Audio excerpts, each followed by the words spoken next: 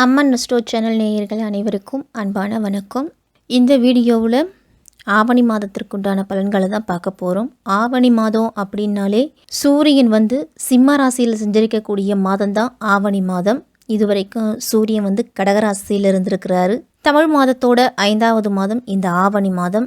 ஆவணி மாதம் 1ஆம் தேதி முதல் 31ஆம் தேதி வரைக்கும் இருக்குது. ஆங்கில மாதத்துக்கு 17/8/2024 முதல் 16/9/2024 வரைக்கும் இந்த ஆவணி மாதம் அப்படிங்கிறது இருக்குது. இந்த ஆவணி மாதம் அப்படின்னு எடுத்துக்கிட்டாலே ஒரு சுப கிரக மாதம் அப்படின்னு தான் சொல்லுவாங்க.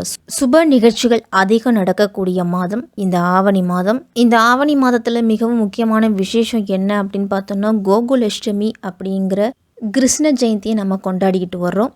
இந்த கிருஷ்ண ஜெயந்தி ஆவணி மாதத்தில் தான் நமக்கு வருது இந்த வருடம். அதே மாதிரி விநாயகருக்கு மிகவும் பிரசித்தி பெற்ற ஒரு விழா அப்படின்னா அது விநாயக சதுர்த்தி. விநாயக சதுர்த்தி இந்த ஆவணி மாதத்தில் வருது.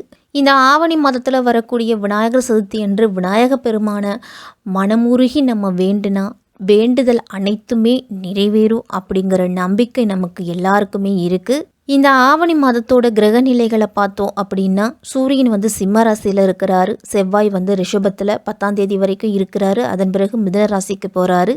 புதன் கடகத்தில் 15ஆம் தேதி வரைக்கும் இருக்கிறாரு. அதன் பிறகு புதன் சிம்ம ராசிக்கு போகிறாரு. சுக்கிரன் சிம்ம ராசியில் 10ஆம் தேதி வரைக்கும் இருக்கிறாரு. அதன் பிறகு கன்னி ராசியில் நீச்சம் அடைகிறாரு. குரு ரிஷபத்திலையும் சனி கும்பத்திலையும் வக்ரம் பெற்று இருக்கிறாரு. ராகு மீனத்திலையும் கேது கன்னியிலையும் இருக்குது. இப்படிப்பட்ட கிரக அமைப்போடு தான் இந்த ஆவணி மாதம் அப்படிங்கிறது தொடங்குது. 12 ராசிக்காரர்களுக்கும் இந்த ஆவணி மாதம் எப்படி இருக்குது அப்படின்னு பார்த்துருவோம். சூழ்நிலைக்கு ஏற்ப செயல்பட்டு எதையும் சாதிக்கும் திறன் பெற்றவர்கள் தான் இந்த கும்பராசிக்காரர்கள். அவிட்டம் 3ஆம் பாதம், சதயம், பூரட்டாதி 3ஆம் பாதத்தில் பிறந்தவங்களுக்கு இந்த ஆவணி மாதம் எப்படி இருக்கும் அப்படின்னு தான் பார்க்க போகிறோம். ஆவணி மாதத்தின் தொடக்கத்திலேயே ராசிநாதன் சனி உங்கள் ராசியிலேயே வக்கரம் பெற்று செஞ்சரிக்கிறாரு. இந்த மாதம் வரவும் செலவும் சமமாக தான் இருக்கும். கடன் வாங்க வேண்டிய அவசியம் கூட வரலாம். 2ஆம் இடத்துல இருக்கக்கூடிய ராகுவும் 8ஆம் இடத்துல கேதுவும் செஞ்சரிக்கிறாங்க. சர்ப்ப கிரகங்களோட ஆதிக்கமும் கும்பராசிக்காரர்களுக்கு அதிகமாகவே இருக்குது. அதனால் இந்த மாதம் ஏற்றமும் இறக்கமும் கலந்த நிலை தான் உண்டு. உங்களுக்கு எவ்வளவு தான் வரவு வந்தாலும் அதை காட்டிலும் செலவு அப்படிங்கிறது அதிகமாகவே இருக்கும். ஆரோக்கிய தொல்லையின் காரணமாக அடிக்கடி மருத்துவ செலவுகள் அப்படிங்கிறது ஏற்படலாம். இனம் புரியாத கவலை அப்படிங்கிறது கும்பராசிக்காரர்களுக்கெல்லாம் வரும். சனி சூரியனோட பார்வை இந்த மாதம் முழுவதுமே இருக்குது. கும்பராசியில் செஞ்சிருக்கக்கூடிய சனி பகவான் இந்த மாதம் முழுவதும் வக்ர இயக்கத்திலிருந்து சிம்மராசியில் இருக்கக்கூடிய சூரியனை பார்க்குறாரு. பகை கிரகங்களோட பார்வை இருக்கிறது கும்பராசிக்காரர்களுக்கெல்லாம் நல்லதில்லை. மனக்குழப்பம் அப்படிங்கிறது அதிகரிக்கும். வெறியங்கள் அப்படிங்கிறது கூடுதலாகவே இருக்கும். ஆரோக்கியத்திலையும் ஒரு சில பிரச்சனை, அடுத்தவர் நலன் கருதி எடுத்த முயற்சியிலெல்லாம் வீண் பழிகள் அப்படின்னு பிரச்சனைக்கு மேலே பிரச்சனை அப்படிங்கிறது வந்துக்கிட்டே இருக்கும். எந்த காரியமாக இருந்தாலும் திட்டமிட்டு செய்ய முடியாது. உத்தியோகத்திலையும் மேலதிகாரிகள்லாம் கூடுதல் பொறுப்புகள் அவங்களிடத்துல ஒப்படைப்பாங்க. வருமான பற்றாக்குறை அப்படிங்கிறது வரும். வருங்காலத்தை பற்றிய பயம் அப்படிங்கிறது அதிகரிக்கும். கும்பராசிக்காரர்களுக்கெல்லாம் ஆவணி மாதம் 10ஆம் தேதியே கன்னிராசிக்கு சுக்கிரன் நீச்சம் பெறுறாரு. சுக்கிரன் நீச்சம் பெறுவதால் உங்களுக்கு தன்னம்பிக்கையும் துணிவும் அதிகம் தேவைப்படக்கூடிய மாதம். குடும்பத்தில் ஒருவர் மாற்றி ஒருவருக்கு ஆரோக்கிய குறைபாடு ஏற்படுறதால செலவுகள் அப்படிங்கிறது அதிகரிக்கும். வியாபாரத்தில் கடுமையான போட்டிகள் அப்படிங்கிறது வரலாம். எல்லா காரியத்தையுமே சரி துணிந்து செய்ய முடியாது. என்ன நடக்கும் அப்படிங்கிற ஒரு பதட்டம் இருந்துக்கிட்டே இருக்கும். உங்களுடைய முன்னேற்றத்தை பற்றி சக பணியாளர்களிடத்திலேயே சொல்லாமல் இருக்கிறது தான் நல்லது. ஆவணி மாதம் 10ஆம் தேதி மிதுன ராசிக்கு செவ்வாயும் போகிறாரு. சகாயஸ்தானம் மற்றும் தொழில் ஸ்தானத்துக்கு அதிபதியானவர் செவ்வாய். பூர்வ புண்ணிய ஸ்தானத்தில் வருவது ஒரு அற்புதமான யோகம்.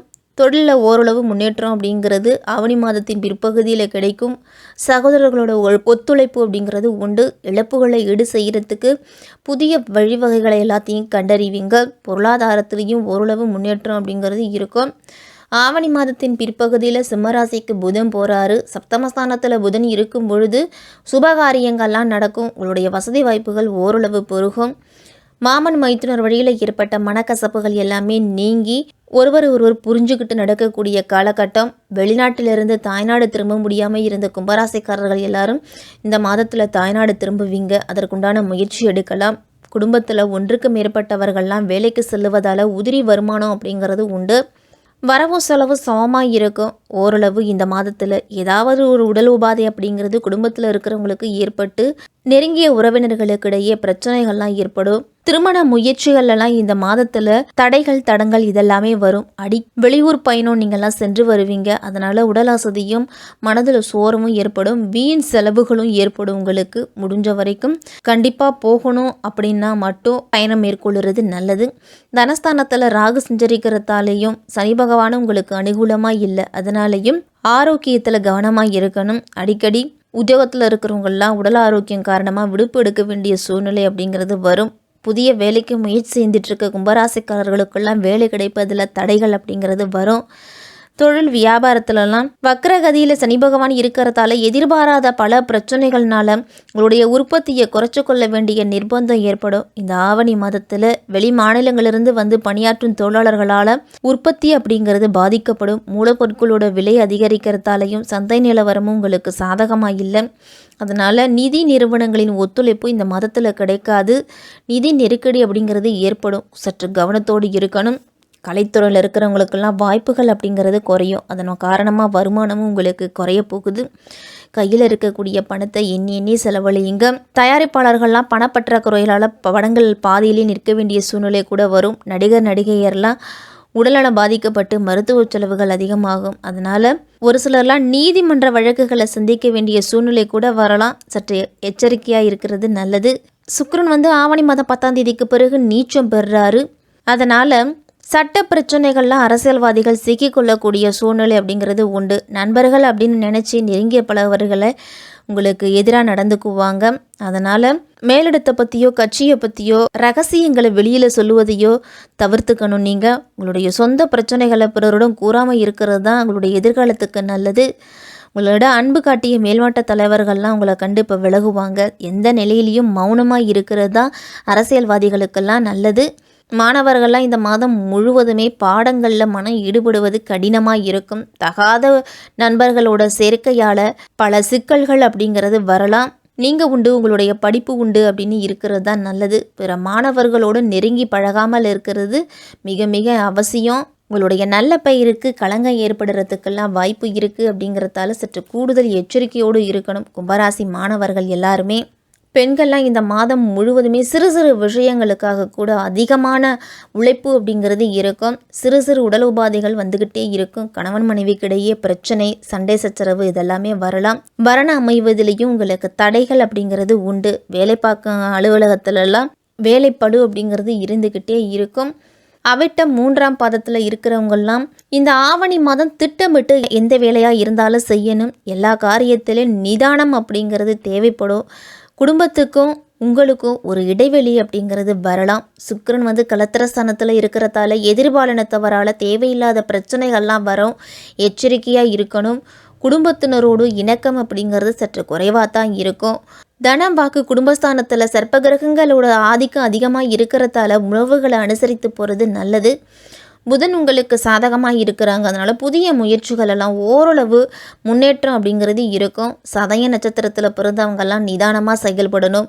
தனமாக்கு குடும்பஸ்தானத்தில் ராகு சஞ்சரிக்கிறாரு. அதனால் குடும்பத்துக்குள்ளே ஏதாவது ஒரு குழப்பம் அப்படின்னு ஏற்பட்டுக்கிட்டே இருக்கும். உங்களுடைய வார்த்தைகளால் பிரச்சனைகள்லாம் வரலாம். அதனால் பேச்சில் கவனம் அப்படிங்கிறது தேவை.